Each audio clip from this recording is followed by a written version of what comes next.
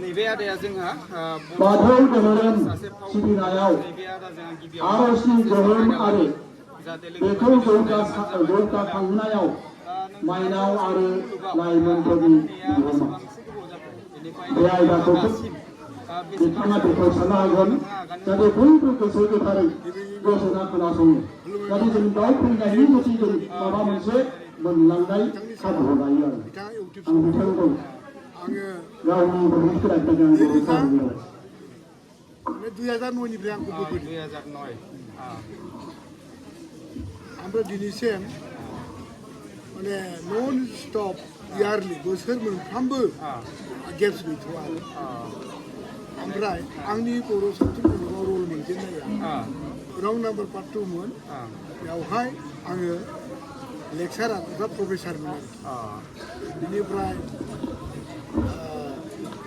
बे round number part 2 नि दैदेनगिरि रुबिन नार्जारि सार प्रडिउसारमोन जानाया बिथांनि हौवाया आर्मि धर्मफोर सिजौगुरु खोन्दो आफादनि खुंफुंनायाव धर्मपुरनि गगामुख दुलाराय बाथौ गौथुमनि दैदेननायाव सानसेनि हाबाफारि लानानै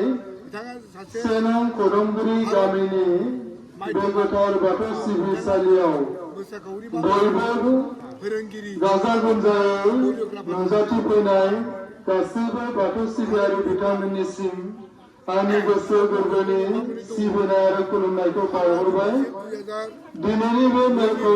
सामलायनाय मानवगारि आफादगिरि बियाबनि गासै बिबानगिरि जिल्लानिफ्राय नुजाथिफैनाय लोगोसे हांख्रायजानाय गासैबो आलासि फुंखा सुबुं महरै नुजाथिफैनो हानाय जोंनि गोदानै दाजानाय धेमाजि जिल्ला दुलाराय बाथौ गौथुमनि माइनावनि आफादगिरि हांमासि दैमारि बिथांजों फैफानो हानाय आब' मेला आरो आब' मन्जुला बिथांमोननि सिगां गोसो गोरबोनि खुलुमनाय बावबाय दिनैनि बे गोथार बुब्लियावनो आर'जखौ दैदेननाय लोगोसे गोथार दौरि आइ माइनाव लाइमोन गंफ्रोमबो गामिनि थान्दै गासैनिसिमबो आंनि रोजा रोजा खुलुमनाय बावदों दिनैनि सानसेनि हाबाफारि लानानै खोब मोजाङै